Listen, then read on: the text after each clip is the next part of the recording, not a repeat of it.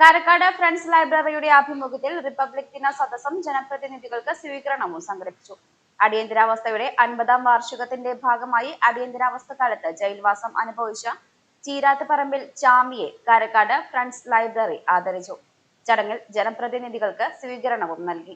Kerala state library council, friends library Karakkad, friends sports club Karakkad എന്നിവയുടെ സംയുക്ത ആഭിമുഖ്യത്തിൽ റിപ്പബ്ലിക് ദിനാഘോഷത്തിന്റെ ഭാഗമായി റിപ്പബ്ലിക് ദിന സദസ്സ് സംഘടിപ്പിച്ചു. ജനപ്രതിനിധികൾക്ക് സ്വീകരണവും നൽകി. അടിയന്തരാവസ്ഥയുടെ 50-ാം വാർഷികാഘോഷത്തിന്റെ ഭാഗമായി അടിയന്തരാവസ്ഥയിൽ ജയിൽവാസം അനുഭവിച്ച ചീരാത്തുപറമ്പിൽ ചാമിയെ ചടങ്ങിൽ ആദരിച്ചു. റിപ്പബ്ലിക് ദിന സദസ്സിന്റെ ഉദ്ഘാടനം ക്ലബ് പ്രസിഡന്റ് കെ പി സുധീഷിന്റെ അധ്യക്ഷതയിൽ ഷൊർണൂർ നഗരസഭാ ചെയർപേഴ്സൺ അഡ്വക്കേറ്റ് പി നിർമ്മലയാണ് നിർവഹിച്ചത്. എന്നാണ് പറയുക. പല ജാതി മതസ്ഥർ, പല ഭാഷ സംസാരിക്കുന്നവർ, പല വേഷം ധരിക്കുന്നവർ, അവരെല്ലാവരും കൂടി ഒരു രാജ്യത്ത് തമ്മിൽ സാഹോദര്യത്തോടുകൂടി ജീവിച്ചു പോകുന്ന ഒരു അവസ്ഥയാണ്.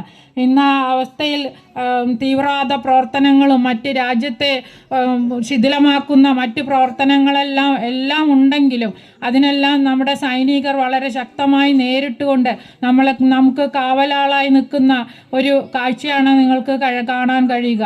ഈ ഓപ്പറേഷൻ സിന്ദൂർ എന്നുള്ള ആ പ്രക്രിയയിൽ പങ്കെടുത്തിട്ടുള്ളത്, അതിനെ നയിച്ചത് 2 സ്ത്രീകളാണ് എന്നുള്ളത് നിങ്ങൾ പ്രത്യേകം ഓർക്കേണ്ടതാണ്.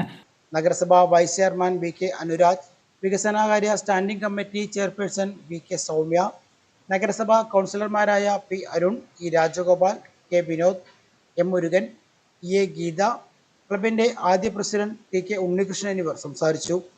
ക്ലബ് സെക്രട്ടറി ബിജു സി സ്വാഗതവും ഖജാൻജി പി കെ സഞ്ജയൻ നന്ദിയും പറഞ്ഞു.